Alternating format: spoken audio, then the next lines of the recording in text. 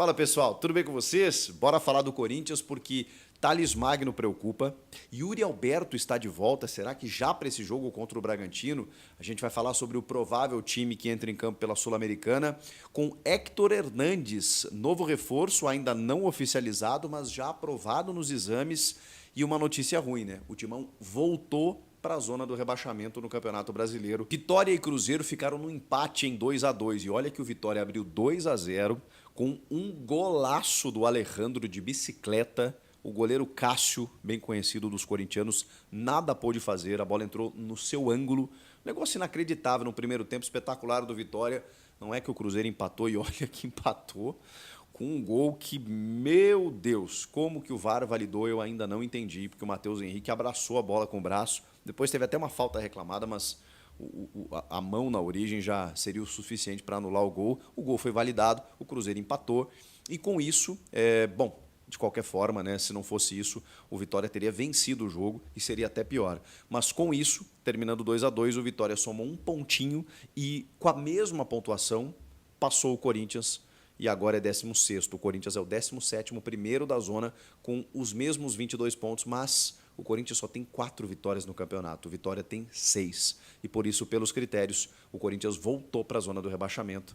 É complicado, né? Estava fora, mesmo com empate contra o Fluminense, que é o time que está abaixo do Corinthians na zona ali, na tabela de classificação, e agora está dentro do Z4, mas, enfim, continua o calvário corintiano, pode sair nas próximas rodadas, tem o Fortaleza fora de casa no fim de semana, não é fácil a vida do Timão, e é interessante, é curioso esse time do Ramon Dias, esse Corinthians do Ramon Dias, porque o Corinthians tem a chance nessa terça-feira, mas assim, muita chance, de avançar para as quartas de final da Sul-Americana. Já avançou nas quartas de final, para as quartas de final da Copa do Brasil, eliminando o Grêmio dos pênaltis. E é um time, cara, que está avançando nas Copas, jogando melhor, né, em relação a ele mesmo, e, cara, tá sofrendo no Brasileiro. Olha que loucura, o time ainda tá sofrendo ali para sair da parte de baixo da tabela, mas vai jogando as Copas e venceu o Bragantino fora de casa, né? Era quase como mandante pela torcida presente em Ribeirão Preto, mas era um jogo fora de casa, por 2-1 o Bragantino, o Red Bull Bragantino. Num jogo de ida que dá uma vantagem muito grande para o Corinthians, que basta empatar em casa que se classifica para as quartas de final da Sul-Americana, que é uma grande possibilidade de título na temporada, a gente não pode negar isso, apesar do que o time vem vivendo no Campeonato Brasileiro. É muito curioso, cara, o que está acontecendo com o Corinthians. Mas vamos lá, porque o Ramon Dias ele tem priorizado o Campeonato Brasileiro, mesmo assim, olha só, ele tem priorizado o Campeonato Brasileiro em detrimento às Copas, e ainda assim ele está classificando. Ele botou reservas com o Grêmio e passou, ele botou um time mesclado contra o Bragantino e venceu o jogo. Que loucura! E agora, nesse jogo de terça-feira, em que tem a vantagem, que vai jogar em casa e que precisa mais do que nunca preservar para o jogo contra o Fortaleza, que time que o Ramon vai botar em campo? Bom, já tem algumas situações que a gente está descobrindo aí. O Thales Magno, por exemplo, que saiu mais cedo do jogo contra o Fluminense, ele voltou a sentir dores no joelho que ele operou. Ficou 5 meses fora, depois voltou aí, tinha voltado a 3, 4 jogos pelo New York City lá nos Estados Unidos. Mas ele voltou bem, jogou 3 jogos em sequência, né, não completos, mas em sequência, e sentiu dores. É aquela coisa, né, do excesso, né, de vontade, muitas vezes. Né, o cara quer ajudar, ele tem qualidade, ele chegou fazendo gols, né, o Ramon foi colocando o jogador. Mas ele teve uma dorzinha e agora o Corinthians deu uma segurada nele. Do tipo assim, calma. Calma, inclusive, nos treinamentos. Né? Tem uma informação aí de bastidor que ele vai fazer um controle de carga, que dá aquela força, aquela sustentação na estrutura óssea da cartilagem, musculatura, para você não ter problemas, né, de lesão. E essa semana aí ele vai ficar trabalhando de uma forma um pouco mais, digamos, sustentável, né? Para poder, talvez, voltar a campo no final de semana contra o Fortaleza no domingo, ou não, né? Ou nos próximos jogos. O fato é que, dificilmente, não é uma confirmação, mas dificilmente ele estará em campo nesse jogo contra o Red Bull Bragantino. Agora, o Yuri Alberto, ele foi flagrado pela agência Corinthians, né? No treinamento com bola, juntamente com os demais companheiros. Ou seja, o Yuri já está treinando normalmente e está à disposição do Ramon. Nesse material que o Corinthians divulga, dos treinamentos hoje normalmente fechados, não estava o Thales Magno, por exemplo. e nem o Héctor Hernandes, que eu já vou falar sobre ele, mas estava Yuri Alberto. E a agência fez questão de publicar, o Yuri também fez uma postagem na sua rede social, e é curioso, porque o Yuri está de volta 18 dias depois de ter retirado um órgão, a sua vesícula, depois de pedras, né, que ele apresentou no órgão, no local lá, com muitas dores, 18 dias. E o tempo médio dos médicos, né, da previsão era de 1 mês, mais ou menos, para que ele voltasse a campo, para treinar com os companheiros.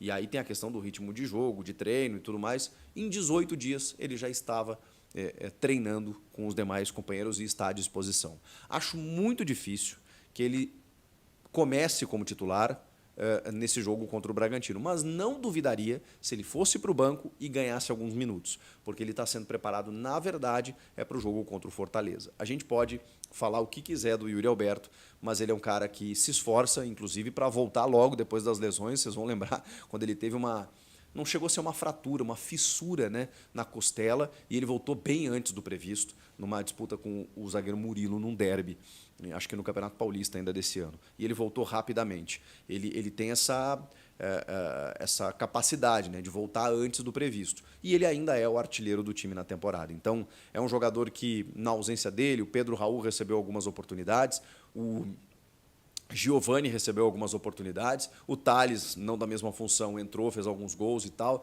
o Pedro Henrique começou a ganhar mais rodagem e, assim, não sei você, mas eu senti falta do Yuri Alberto no ataque do Corinthians, porque ele muitas vezes perde uma finalização, se atrapalha com a bola, é fato, mas ele estava jogando bem. Ele estava, inclusive, saindo mais da área, estava fazendo boas combinações com o Rodrigo Garro. Vamos ver de que forma ele volta para o time. Se ele voltar nessa terça-feira, provavelmente no banco de reservas. Vamos falar do Héctor Hernandes, o centroavante espanhol de 28 anos, que já está no Brasil, chegou no final de semana e foi submetido a exames médicos e todos eles de números incríveis, super aprovado, está pronto para poder treinar. Mas antes disso, evidentemente, né, do Corinthians vazar qualquer informação, qualquer imagem com o jogador, com o uniforme de treino, treinando com os demais companheiros, o Corinthians vai formalizar o seu anúncio. Para isso, precisa ainda de uma documentação que deve acontecer nos próximos dias, ou talvez até nas próximas horas, e aí sim, efetivando o anúncio, ele trabalhando normalmente, né, durante a semana e nos próximos dias, vai estar à disposição do Ramon. A questão é, ele não joga desde maio, quando terminou a temporada do Chaves lá e tal, e com isso ele ficou livre no mercado, e isso são 3 meses, né? Junho, julho, agosto, que ele não entra em campo. E isso provavelmente vai lhe dar uma condição de dificuldade, né, nos primeiros jogos. Então a gente vai ter que ter muita paciência para um cara que vai treinar, se adaptar ao futebol brasileiro no meio da temporada, no meio de um time em formação e tendo que se readequar ou se adaptar a uma condição física de uniformidade dentro de um novo elenco, de um novo plantel e de uma nova metodologia de preparação física, né? Ele vem de um outro cenário e desembarca num cenário completamente diferente. Então, estou colocando todos esses ingredientes porque pode ser que o cara chegue aqui e, sei lá, e faça um hat-trick na estreia. Mas, assim, pode ser também que ele tenha dificuldades, que ele jogue 1, 2 jogos, daqui a pouco sinta, tem que ficar um pouco mais e tal. 28 anos é auge, os exames médicos dele apontaram super situações positivas, está tudo bem com ele, mas é óbvio que a gente tem que ter uma parcimônia, uma paciência em relação a todo esse contexto, né, de um cara vindo de um outro país, outro futebol, 3 meses sem jogar e tudo mais. Deixa o like aqui. O Corinthians hoje abriu conversas com o Flamengo em relação à compra do Hugo, né? Acho que o Corinthians entendeu que deve uma satisfação ao torcedor. Vai deixando o like aí, tá, gente? Acho que o Corinthians entendeu que deve uma satisfação ao torcedor em relação ao Hugo Souza, goleiro, que é um valor para o futebol insignificativo, 800 mil euros, né? Acho que o Flamengo nessa daí foi legal, né, com a gente. Tudo bem que o Hugo estava emprestado lá para o Chaves, né, enfim, não estava com aquela moral toda, mas deu certo aqui no Corinthians, ou pelo menos tem dado certo até agora, né. E também, meu amigo, mesmo que não venha dar certo, que depois de comprado, né, acontece aquelas zicas às vezes, depois de comprado, tudo dá errado, não importa. Não importa. O Corinthians, na verdade, precisava até de um outro goleiro. Se o Hugo der errado, que dispute posição com um novo goleiro contratado. Não sei se vocês concordam comigo, a gente pouco fala sobre isso, hein?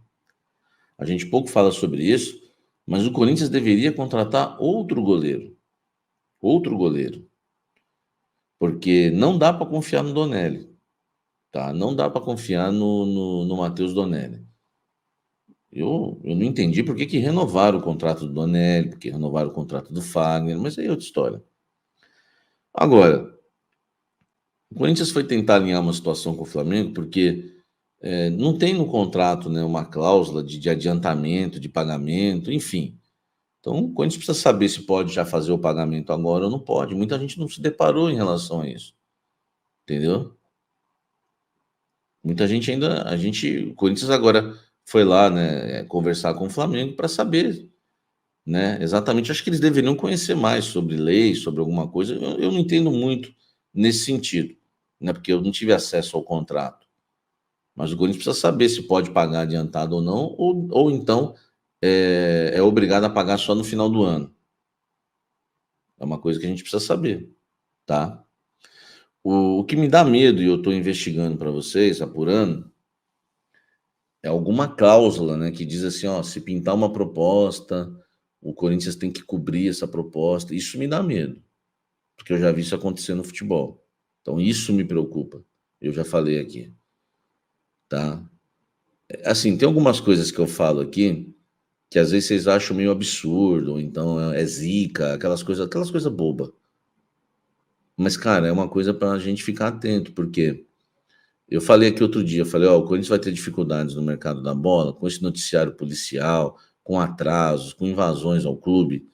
A gente vai ter dificuldades no mercado da bola, que o jogador vai querer vir para cá. Aí eu falei assim, ó, esse Wallace que o Corinthians está negociando, se o Cruzeiro chegar com uma proposta, ele vai preferir ir para o Cruzeiro. Porque olha a bagunça que está o Corinthians. Cara, eu falei isso, muita gente achou um absurdo na época, aconteceu. Eu dou exemplos, não é nem informação, eu dou exemplos pela experiência que eu tenho no futebol e de Corinthians. Então, assim, eu já vi no futebol acontecer esse tipo de coisa. E você sabe disso.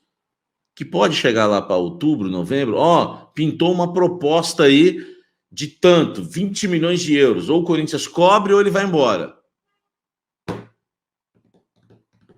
Entendeu? Então, velho, vamos tentar evitar isso, né? Por favor. Dia 19/8 de agosto foi a primeira vez que a gente procurou o Flamengo para abrir uma conversa sobre o Hugo. Tudo bem, quem sabe agora vai. Mas assim, eu vejo muita lentidão, sabe? Se insistiu muito pelo Cuejar, se insistiu muito pelo Gonzalo Plata. Cara, nós temos que resolver aqui o que é nosso primeiro. Entendeu? Não dá, velho. Primeiro paga o aluguel que tá atrasado, depois você compra um carrinho novo. Senão, pô, senão você vai ver o proprietário, vai falar, pô, meu inquilino é estranho. Não paga o aluguel, toda hora tá de carro novo. Tem umas coisas assim que são prioridades na vida. O Hugo hoje é prioridade. O Hugo Souza hoje é prioridade. Podem me chamar de chato, mas depois não digam que eu avisei, que eu não avisei. Tá? Depois não digam que eu não avisei. Então o Corinthians abriu negociações e está tentando, né, antecipar a compra do Hugo, mas foi hoje. Eu achei que foi demorado demais. Demorado demais. Tá?